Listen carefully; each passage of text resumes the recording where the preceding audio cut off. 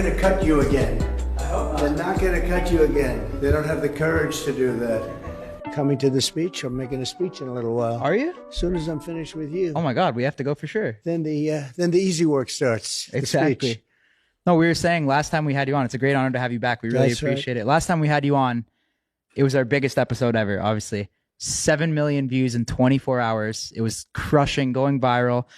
I feel like you did such a good job too. Like everybody loved it on both sides, and then YouTube took it down. Yeah. But you called it. But you guys were great. You said, we will not change it. We're not going to amend it. We're not going to take anything out.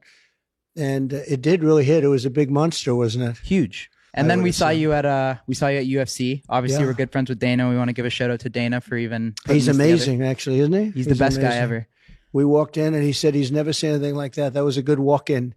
The place went crazy. It went wild. When you walk in like that, do you always expect like a response like that, or are you ever kind of nervous about what the response is going to be? I'm not too nervous about it. I feel that arena, we had 100% support, and they're incredible people, incredible fighters, great athletes. They're beyond athletes. No athlete can take punishment like that. 250 shots to the face during a round, and then look forward to the second round, right? I mean, who does that? But Dana's amazing, and Dana's one of the few people that you can say probably could never be the same without him. Everybody's replaceable, they say. As you get older, you'll hear that. I don't think you guys are replaceable from what I understand. I don't think so. But Dana's very unique, and what he's done with UFC is incredible, actually. Yeah, for sure. How does it feel to have that continued support from Dana? Because we know some people probably folded on you. I do. I have continued support from Dana. And, Dana's a tough guy, and he's a smart guy, and he's a loyal person. And I helped Dana at the very beginning when nobody wanted to put UFC on, and I had places that were able to do it, and I did it. And I actually went to the first fight ever, and I said, wow, this is unbelievable. And I think we did five of them at the beginning, and then it started catching on. And Dana remembers that. A lot of people don't remember, like you endorse a politician and they forget all of a sudden if it's convenient for them. But a lot of people don't. Dana's a very loyal person, and he's a good friend of mine. But when we saw you at UFC too, Dana told us you were coming. We got really excited. And I asked you, I was like, Mr. Trump, do you want to come on the Full Send podcast again? I feel like it's such good timing right now. Like, I don't know, personally, me, I'm watching everything going on here and also abroad around the world. And I just feel like it's such a good time to have you on to speak. Cause like, great. I don't care what anyone says. Like, I don't care about the backlash. Like, I feel like we need you back right now. Like, we need you back in office. And like, I feel like if people have anything against you, they got to put it aside. Cause like, I feel like you're the only one right now that can really fix the problems here and abroad. Well, it's really nice that you say that. I appreciate it. I know you come from both sides of it, right? You have a little bit. You have the little bit left side and you have the little bit right side, and sometimes the strong right side, because we have to take care of our country. But we've never as a country been in the danger that we're in right now. You have other countries, and in particular Russia, but other countries talking the N word, which is the nuclear word in this case. And you can't use that term. You can't use, because there's two N words, right? There are two N words, right? There's Which one's worse? They're both real bad, but you can't use the nuclear word. You just can't do it. And if you do it, nobody used it during my term, because it's so devastating. It's so horrible. If you look at the power of weaponry, the power of nuclear weapons, and all of a sudden now everybody's using it. It's like become just a common part of every speech. And that leads to very bad things. Our country has never been in the danger it's been in. We don't have ammunition. I don't know if you know that. You've been reading. You guys really keep up on it, but we have very little ammunition. I gave them a brand new, beautiful military loaded up with ammunition, and we've given much of the ammunition away to Ukraine and other places. And we're very vulnerable right now. We're very vulnerable. And now on top of everything else, we're supposed to go over to Taiwan and help them. At some point, we're going to have to defend ourselves, and we're going to have to make sure that things are going along. You never heard of a problem with Taiwan, and you never heard of a problem with Ukraine just 3 years ago. Mm-hmm. It's like incredible to see this happening. Putin would have never, ever in a million years gone into Ukraine. And President Xi of China would have never, ever He never talked about it. He wouldn't have done it. And I had conversations with both of them about those subjects, Taiwan and Ukraine, respectively. And I will tell you, there was no way they would have done Taiwan or Ukraine. This wouldn't have happened. And now it's almost happening routinely. I think what happened that was so bad was Afghanistan, not the withdrawal, because I had it down to 2,500 troops. We were going to keep Bagram, the big Air Force base, because it's, as you know, you've heard me say it, it's 1 hour away from where China makes its nuclear weapons. That's a big deal. No, that's a big deal. And I didn't need it. We didn't need it for. And we gave that up. We gave it up. We gave it up. We like surrendered. And this is one of the biggest bases anywhere in the world. We just walked. You know who's occupying it very shortly? China. China's taking it over slowly but surely, and they're going to be occupying the whole thing, Bagram. And the way we left Afghanistan was, I think, the most embarrassing moment in the history of our country. And I think that when Putin and Xi and others saw that, they said, we're incompetent. We don't know what we're doing. Mm-hmm. We don't know what we're doing. And I think that emboldened him to go and do the Ukraine thing. And what a mess. But that country is being obliterated. What's so strategic about Taiwan? Well, like, why are we? It's 90% of the chips. You know about chips better than most people. Yeah. You deal in chips. But 90% of the chips and the toughest ones, the most intricate ones, they're made in. And you know, look, they took a lot of business away from us. In all fairness, I do ask. They make tremendous amounts of money in Taiwan, and I do say, well, if we're going to defend a country, aren't we supposed to be at least partially reimbursed? Yeah, because they did take our chip industry, much of it, almost all of it. And they now are, they make approximately 90% of the world's chips. So that's a big thing, because you start throwing bombs in there and start blowing up those factories and labs where they make the chips. That's going to be a big world problem. There are a lot of problems, but you know, the United States cannot do everything. And we're in a very bad position. We're in a very vulnerable position because they've given so much so fast to Ukraine that we're in a very bad defensive position. We have to build up our ammunition. Who would think that we were loaded to the gills with ammunition and everything, and we've given up so much.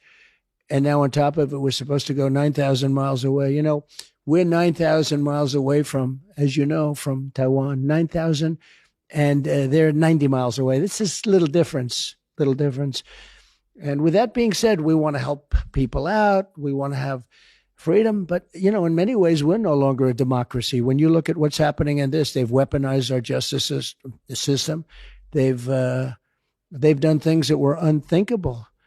I say we don't have a free press. Look what happened to our show the last time we did a show. Mm-hmm. You had the biggest show, you had the biggest hits, you were setting records, and they took you down. And we were wondering why us, because you have other stuff on YouTube, press, right? But you have like Fox News interviews. I do. We feel like we were targeted for that. Well, I think they targeted because it was a certain point in time, but they'll probably do it again. Let's see. Will they take this show down? Maybe. You know, then maybe. But I love that you stuck to your guns. You said we will not change it. I think you could have probably taken certain of the things that I said and that we said together out. But you stuck, so now we'll give it another shot. No, we couldn't. This will be a big show. This will be even bigger. Of course. This will be bigger. You know why? Because we're all hotter now than we were a year ago. How much does it hurt to have people that do fold on you and switch up? Well, look, you know, you do what you have to do. And I just feel that I'm here for a certain reason. I'm here to defend the United States of America. I'm here to make America great again. You know, it's a slogan, MAGA.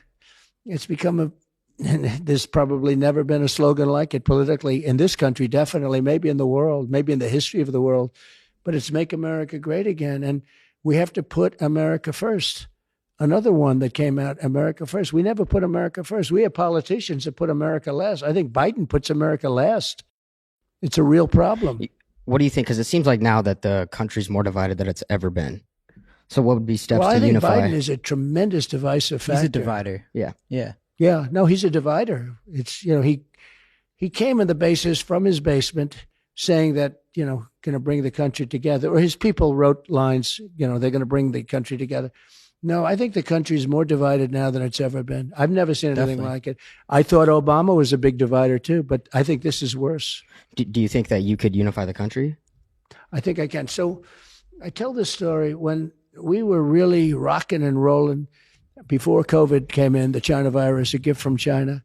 We were doing so well. We had the number one in history number of jobs. To this date, we've never had anything like it. Everybody was doing well. African Americans, Hispanic Americans, Asian Americans, women, men, MIT graduates, Harvard graduates, Wharton graduates, people that didn't go to high school. Everybody, every single group was doing better than they've ever done. And the country was doing the best. It was the greatest our country has ever been. China was going to supposedly for 20 years, they were going to take over. In 2018, 2019, China would become the number one country with the economy. It wasn't happening. I was absolutely destroying them. I was charging China massive tariffs. We were taking in hundreds of billions of dollars from China. No president took in 10 cents, and I was taking in hundreds of billions of dollars. And an amazing thing happened. I was getting calls from people that were radical left or Democrats, but Democrats with a strong lean to the left. And they wanted to get together. They wanted to talk. They were coming. I'm telling you, had COVID not come in, we would have had a unified country. I was getting calls from people that wanted to meet, wanted to talk, wanted to almost make peace because we were doing so well. It was success. Success was bringing us together. And I was never a strong believer that this would happen. But the success of our country did the best it ever did in history. I mean, far better than it does now. Now we have massive inflation. We have tremendous problems. I mean, supply chain problem. We have every problem you can have. Everything was perfect. We had the perfect mix of everything. And I was getting calls from people that I would never have gotten calls from. And they wanted to get together. And I'm telling you, our nation was coming together. So the answer is yes. I think success can bring us together. And I think we can have success. We have to have energy. You know, energy is a thing that caused inflation. When they closed up the energy, the cost of energy, the cost of a tank of gasoline, it went up to $5, $6, $7, $8 in some places. And it's still very high. And if you bring down the cost of energy and if you do some very basic things, Get rid of the windmills. The windmills. That's why I didn't go to Coachella this year, they're because so when you low. drive to Palm Springs, you got to see all the windmills. And ever since you said that, Looks it like just a pisses me junkyard. off when I see all the windmills. How about the old ones that are sitting there rusting and nobody wants to take them down? And they say you can't put the blades underground because it would be very bad. It's a type of fiber and you can't bury it because it'll be bad for the environment if you bury it. So what are you going to do with it? Throw it up in the air? You look at certain areas around Coachella. You look at some of those areas where you have those abandoned wind farms. They look like junkyards. And remember, those windmills, many of them are very bad looking to start off. Some have a better design, but they start to rust, they start to rot. And in a certain number of years, they get abandoned. And they say, let's go to another location. No, it's like it's a very, very expensive form of energy. And solar is not powerful enough. If you look at solar, but it's just not big enough. And here we're sitting on the greatest amount of liquid gold, oil and gas anywhere in the world. And we have it. And we're going to Venezuela now to get it. We're going all over and we have it. We're sitting on it. And now they want to make all electric cars where the batteries are made exclusively by minerals and other things that are in China and other places that China, like the Congo, that China sort of controls, okay? And almost nothing comes out of the United States. It's almost as if they truly hate our country. Look, they're not stupid because they cheat on elections so well, they can't be stupid. I really believe they must hate our country. Who wants an open border where people from mental institutions are being dumped into the U.S., where people from prisons, where entire prison populations of countries are being, and I do the same thing. If I was the president of a South American, or not only South American, they're coming from all over the world. They're dumping their prison population into the United States of America. They're dumping their people from mental institutions and words that aren't used anymore. Insane asylum. Did you ever hear? You're too young. That's where Silence of the Lamb. Of course. That's where Silence of the Lamb happens to be. What's his name? Represented. But insane asylums. These are seriously sick. They are being dumped into the United States of America, these people. There was an article I read not so long ago about a man who worked in a mental institution in South America. And he said, I work 24 hours. I have nothing to do anymore because our people that are here have all been brought to America. They've been dumped into the borders of these open borders. Who wants open borders? Who wants high interest rates? We have very high interest rates now. It's really clogging up. I mean, it's really causing a big problem. You're going to have a big recession very soon. So many different things that they're doing. Even the electric cars. Not everybody wants to drive a car for an hour and a half and then have the car. I don't personally. Right? No. I mean, you'd like to be able to drive for 6 hours or 7 hours and then get a nice load of very inexpensive gasoline. So it's very sad what's happening in our country. But the biggest thing that's happening and the scariest thing that's happening is that we've never been in a position where we're more vulnerable because of the incredible power of weaponry. And other countries have these weapons. That's what I wanted to ask you about, because I'm watching a lot of stuff now. And to me, I feel like people are not realizing, like, how close are we to like a World War III type scenario? One madman away. And there's a lot of them. When right? I was young, I had an uncle who was a very brilliant man. He was a professor at MIT. And I believe he was the longest serving professor in the history of MIT. He was there for almost 40 years. Dr. John Trump. And he would tell me about the power of nuclear, and I sort of wouldn't believe it. And he was right. The power is so massive. It's so incredibly powerful. But everybody said, because of this power, nobody will use it, because they're assuming that people are sane. Somebody will use it. And when they use it, it will be devastation like never seen before. But the theory on nuclear is that it's so powerful that no person will ever use it. But that's assuming that people are sane. Or it's assuming that people win wars, because, you're not going to use it. But if you're going to lose a war, you'll say, hey, we're losing the war. If we use nuclear, that makes up for a lot of loss. That's what will happen. And so it's very dangerous. But the theory was that nobody would ever use it because of the power, because of the destructive capability of nuclear. And the fact is that there are people out there right now, there are countries out there right now, the leaders and the leadership, and I know a lot of them, they would use it. If forced, they would use it. And once it gets used, the world as you know it will end. And when I see these people talking about global warming, where the ocean will rise by 1/100th of an inch over the next 350 years, where it's going to get a little bit warmer or a little bit cooler. They don't know. We used to be global warming. They don't talk about it as much, though. No, they don't talk. No, Al Gore went into hiding or something. Well, no, now they call it climate change, because they said it's going to get warmer. It was getting colder. Then it was going to get colder. It's getting warmer. They used to say global cooling because they thought the world was going to freeze. That was in the 1920s. They had a thing, global cooling. Then it went to global warming, but that wasn't working. So now they go to climate change because that covers everything.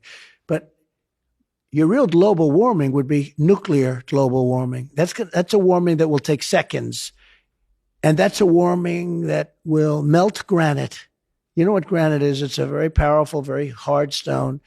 If you take a look at Hiroshima, or Hiroshima, as a lot of people call it, Nagasaki, where they used nuclear in a very primitive form, it actually took granite, large areas of granite, and melted it. And now it's like an ice skating rink. It melted into virtual water. And now when it hardened, it was absolutely stone cold level. It melted granite. You could hit granite with a blowtorch and it won't even do anything to it. So you're talking about a level of power, a level of heat, a level of destruction. Nobody talks about that. They talk about global warming. It's sick. And we have to get rid of nuclear weapons. One of the things I was going to do, and I would have done, is the denuking of everything, the denuclearization. of everything because you have to take them away. You have to get rid of and Russia would have done it and China would have done it. I used to talk to Putin about it. He loved the idea of doing it. So what, we would have taken away nukes and they would have as well? Where you denuclearize, where you actually get rid of nuclear weapons. They're too destructive. They're so bad. They're so dangerous.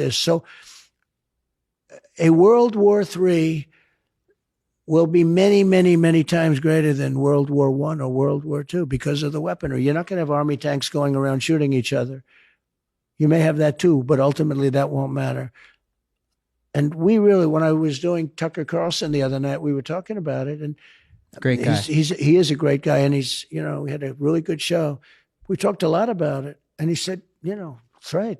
What's worse? And this could take place in seconds. This isn't in 300 years from now. And the radical left never likes talking about it. And they should talk about it.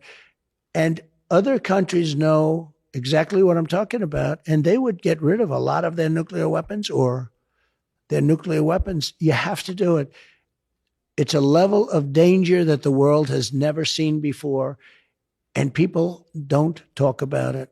Do you think that based off your relationship with Putin, that you could convince him to withdraw from Ukraine? He would have never gone into, we used to talk about it. He was always, look, he's in love with Ukraine. He considers it a part of Mother Russia and all.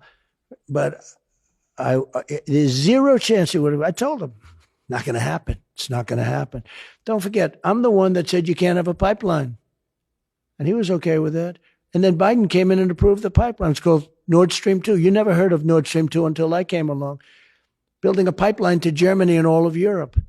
And I said to Germany, why would you do this? If you ever ended up in a war with Russia, I will hereby give you the great white flag of surrender because that's what you need. You're going to surrender. They're going to do 80% of their energy through Russia, who they fought wars with over many years, but they fought many wars. And I said, you can't do that. Now, we are at a point in time that I believe without question, because of the power of weaponry, is at a level that we've never had. When you go to those two places that I said, Hiroshima and Nagasaki, and when you look at the destruction done many, many years ago, the destruction done, the power, and you multiply that power times 500, that's what you're talking about. And we can't have it. And we have very weak leadership. We have incompetent leadership. We have leadership that doesn't understand that this is something that can happen. We have leadership that doesn't hear other people when they talk about it.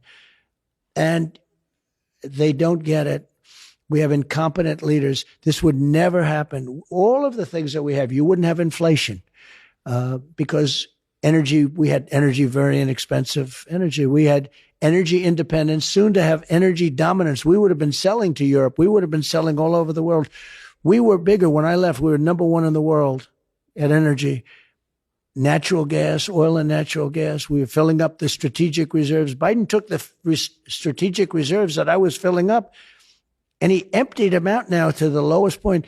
Those reserves are meant for war, not to get people's gasoline prices down so they look at good in an election. But he did that. And now so many things have been wrong. Even we mentioned before the supply chain. Who ever heard of a supply chain problem? You order something and you get it. Now you order something and they tell you you won't have it for years. You won't have it for years. Nobody ever heard of it before.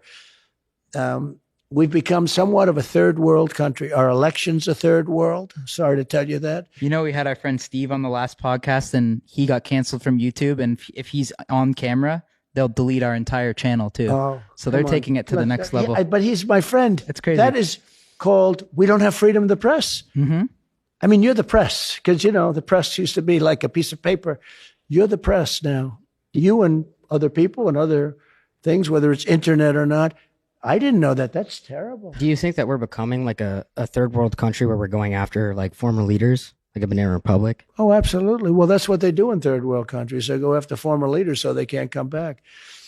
I have people investigating me over nothing, over things like the boxes hoax and we had a DA from New York who campaigned, and an AG in New York campaigned on "I will get Trump," but they investigate me over things that Biden has been horrible with. He's broken every law, every regulation in the book, every single regulation in the book. Nobody talks about that because it's called election interference. Everyone sees it now, though. They see it. Oh, they see it. Well, when they announced this event, my poll numbers went up. You see my poll number. I'm beating Biden by a lot, but what they want to do is investigate you and keep investigating, because if I was doing badly in the polls, number one, you'd be able to put me on, but nobody would care. Maybe.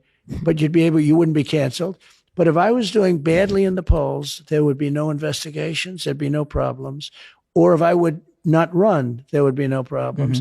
Although I think in my case, they hate me so much, I think it doesn't even matter. Another thing I want to ask too, something historic that I'm always amazed by what you did, is how you got along so well with all these world leaders, especially Kim Jong-un.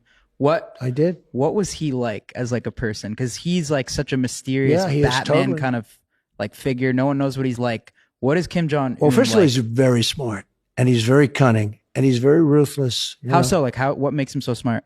Well, I guess genetically he was born pretty smart. Don't forget, he took over a country at 23. And even though he was sort of like, it was like an inheritance, this is a country with smart, energetic people. He, from a very early start, got it. He took it over from his father, but very young. And you had generals, and you had all of these people and armies and, and he gained control. And let me tell you, he is the boss of that country. But I got to know him very well. And I think we would have had nuclear war. Had Obama been able to stay, or had crooked Hillary Clinton become president, you would have had a nuclear war with North Korea. Absolutely. I think you would have had.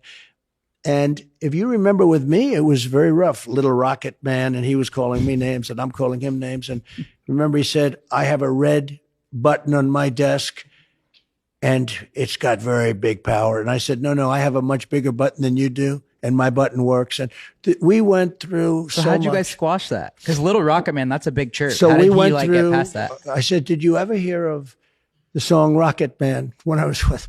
He said, no. Did you ever hear of Elton John? No.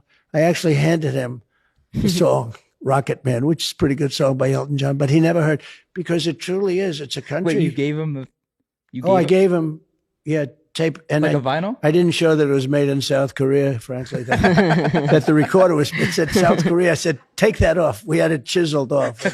He probably figured it out. No, he's a very smart guy. And, every time I say that, the fake news media goes, oh, he said he was smart.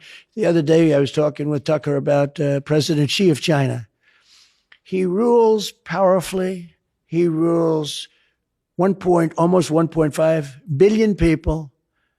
And, you could say that they're eating our lunch. And I said, no, he's at the top of his game. And the others are at the top. They're all at the top of the game, except our guy. He's not at the top of his game, and he never was, to be honest. But he's not at the top of his game. Now, you have other people surrounding him who are vicious and ruthless, the same people that take you down because of, that you're not on. That's I kept saying, where the hell is T? What happened to him? I think that's such a terrible thing. You know what you just said about that? I say, we no longer have a democracy. And I say, we don't have free speech. That's an incredible form of not having free speech. They took him down. For what? Because he likes Trump? Yeah, pretty much. That's exactly what I've been saying. But we're going to win. Look, we're going to take it back. The country has never been more unified in the sense that they have to have change. I'll tell you, this election coming up, they go after me because I stick up for the people. If I didn't stick up for the people, they wouldn't. But they go after me because I'm protecting the people. This election coming up is going to be incredible. And I will say, I think 2016 was maybe the biggest thing that ever happened in politics in this country.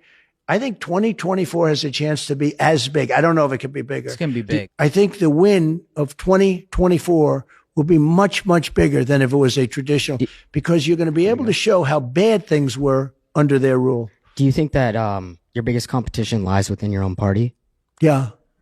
Like from the people running in the party? Yeah. Yeah, but they're really fading fast. I mean, it's fading very, very quickly. You have a guy from Florida, Ron DeSantis, who I got in with my endorsement. He was at 3 points. He was nothing. He was not going to win. He was going to lose, and I endorsed him. And then when they asked him not only there, then I got him through the general election. He was running against somebody who at the time was considered very good as a politician. And then when they asked him a few years later, are you going to run against the president? He said, I have no comment. I said, that's not supposed to happen.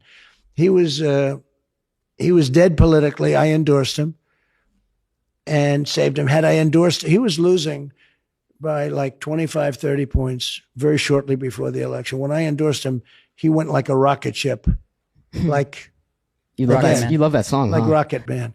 He went like a rocky. I should call him Rocket Man, but now he's Rocket Man that's crashing. His polls are terrible.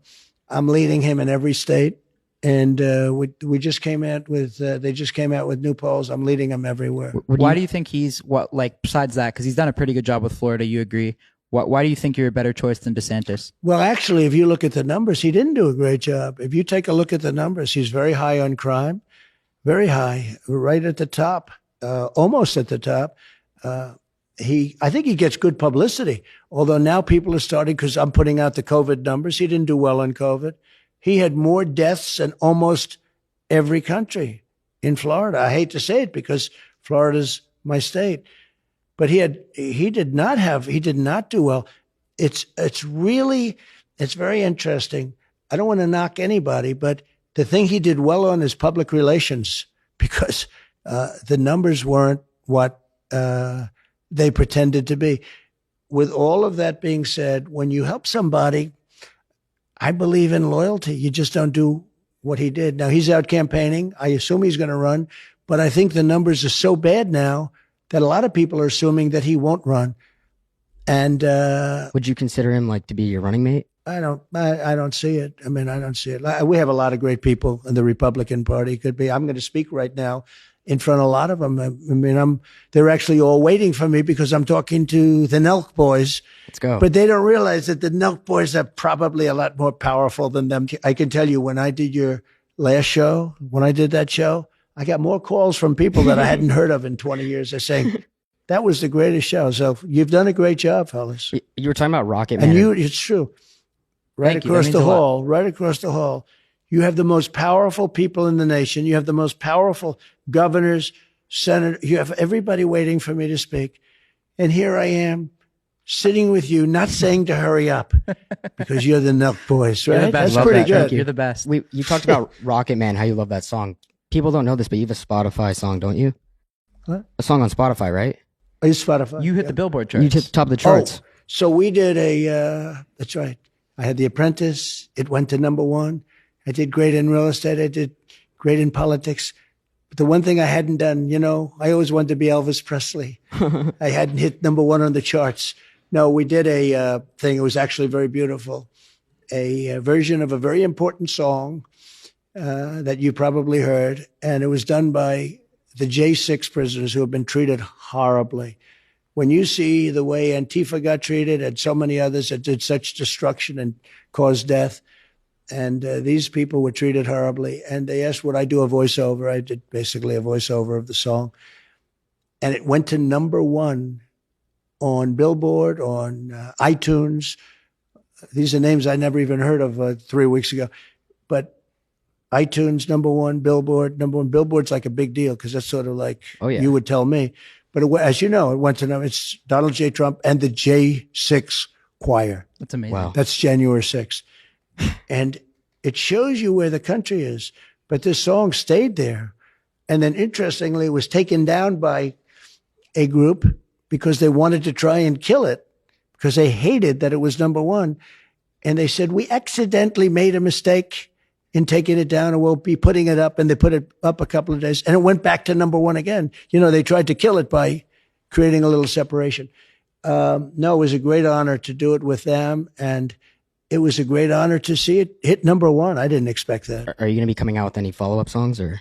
Well, we'll do something. We have a lot of things planned, but we're going to have an exciting campaign. We have rallies planned all over the country, and they're going to be massive rallies. I don't know. You guys We'd love to come. We'd love to come. We'll have you at the rallies. We'll be there. you guys may be able to do bigger rallies than me, but I'm not sure about that. No, But definitely not. We'll get there one day. You could do big We'll rallies. get there one day.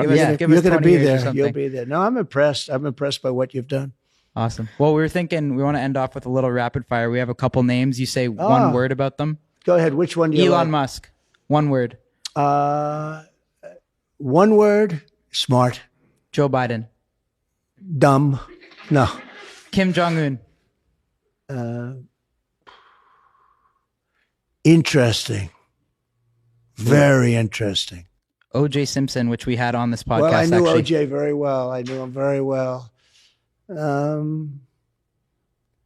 I better not get into it.